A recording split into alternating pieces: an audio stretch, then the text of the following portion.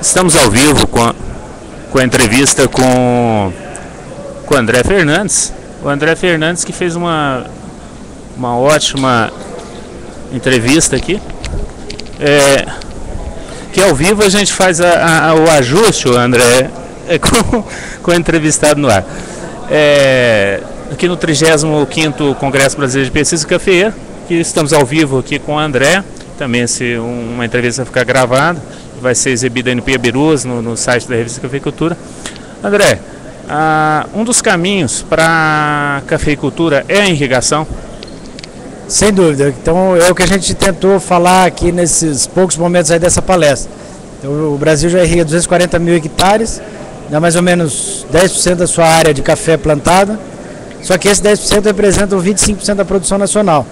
Então, a gente tem conseguido altas produtividades das áreas irrigadas, que produzem aí 1/4 desse café. E o que eu sempre tenho falado é que a irrigação permite que o cafeicultor reduza ou minimize os riscos com a sua atividade. Então, depois de investir tudo em adubo, em defensivo, em calcário, em corretivo, ele vai precisar ficar esperando o São Pedro para ter o seu rendimento. Então, eu acho que é muito amador pensar assim. A ideia de irrigar é justamente isso. Se eu investir, eu tenho que ter um retorno. Então, a irrigação é uma forma, na maior parte das regiões que a gente tem visto, de minimizar esses riscos com a atividade, que são muitos. Então, a irrigação é uma forma de fazer com que o produtor consiga produzir e recuperar o investimento que ele já fez. Entrando no outro ponto, você colocou o assunto que a Prefeitura de Araguari começou a cobrar a água dos produtores. Isso aí é uma tendência inevitável, André? Na verdade não é a Prefeitura, é a bacia, né? Um comitê de bacia. Cada bacia hidrográfica do país vai ter que criar seu comitê, e esse comitê, que faz parte do Poder Público, Municipal, usuários, todo mundo faz lá, 36 cadeiras, que reúnem em uma decisão plenária, falam quando que vai ser cobrado. Então o negócio é o seguinte: todos vão cobrar, todas as bacias vão cobrar. É só o comitê de bacia vai se reunir para falar quando que vai ser cobrado e o quanto que vai ser cobrado de cada um dos produtores rurais que está envolvido nessa bacia, que está usando os recursos hídricos dessa bacia. Então não é que é uma tendência, é uma lei federal, Lei 9733 de 1997. Ela só não está valendo para todas as bacias que ainda não tem mecanismo de fiscalização. Com esses comitês de bacia, é a tendência. Todas vão cobrar. Então cabe a nós, consultores, professores, colocar isso na cabeça dos produtores, que é um caminho sem volta. Então a gente tem que fazer o manejo, o uso racional da água e da energia elétrica nas propriedades rurais, para que esse impacto seja o mínimo possível no bolso do cafeicultor e de qualquer irrigante. O cafeicultor, produtor que vê falar tanto de irrigação, de alta produtividade que gera irrigação, que conselho você dá para esse pessoal? Pensar não a irrigação como uma salvadora da pátria. Então a gente tem um monte de coisa para pensar antes disso. Correção de solo, escolha da variedade correta, parte de clima, tudo a gente tem que pensar e não achar que a irrigação, se eu colocar a irrigação, eu vou resolver todos os meus problemas.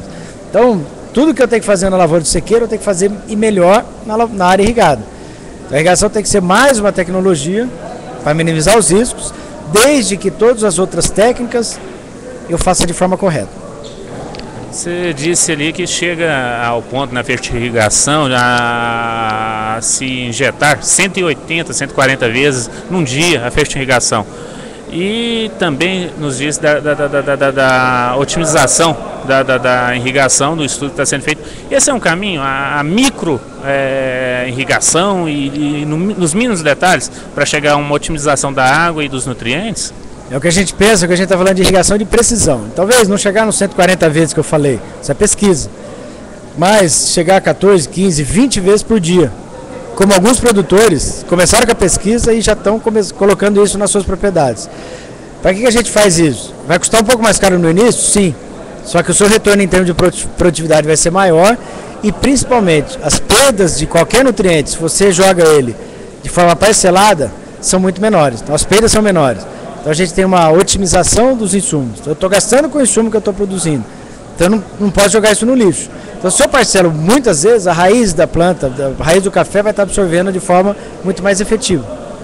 E praticamente perda nenhuma ocorre quando eu faço dessa forma.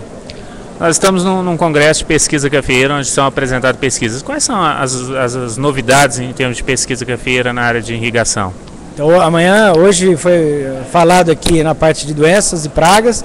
Amanhã na parte de irrigação a gente vai falar de novos sistemas, técnicas de manejo, uso de irrigação aliado a gesso, que a gente não pode falar que é irrigação branca, mas um pode ajudar o outro. Tá? Então o gesso pode auxiliar a irrigação na melhoria da eficiência do uso da água. Nós vamos falar de novas alternativas de sistemas, por exemplo, sistema de malha modificada, que a gente vai falar aqui. Então tem um monte de pesquisa que vai ser apresentado. Não tem como apresentar todas. Nós temos 400 trabalhos que foram enviados, que estão nos anais, e apenas 80 vão ser apresentados de forma oral. Então é impossível, que a quantidade de pesquisa é tão grande que é impossível que todas elas sejam em plenária. Mas eu acho que o benefício para os produtores é muito grande. A maior parte dessas pesquisas que a gente traz para o Congresso brasileiro são pesquisas aplicadas. Poucas são aquelas básicas que ficam na prateleira. A maior parte são pesquisas para melhorar o dia a dia do cafeicultor. O pessoal tem nos acompanhado desde o período da manhã aí. Qual a mensagem você deixa para essa turma que está nos acompanhando, o pessoal do Piabirus, o pessoal técnico aí que está nos acompanhando? Qual a mensagem desses 3 dias ainda de Congresso? Que mensagem você deixa para o pessoal? O que eles ainda podem esperar? Então, eu acho que tem que ficar de olho. Amanhã nós vamos ter um monte mais de trabalho na parte da manhã e parte da tarde. Vamos ter um seminário interessantíssimo de poda do cafeiro, com 3 nomes mais famosos aí da parte de poda no final do dia. Um monte de novidade em termos de pesquisa.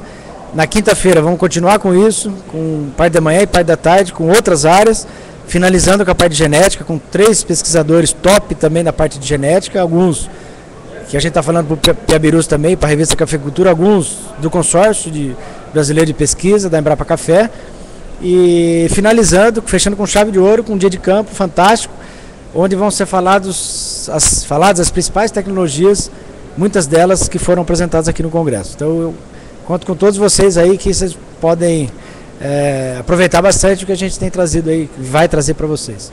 Eu agradeço. Por aqui nós encerramos o dia de hoje, e amanhã cedinho, 8 horas, a gente já está aqui ao vivo junto com o pessoal daqui. Muito obrigado e boa noite. Obrigado, André.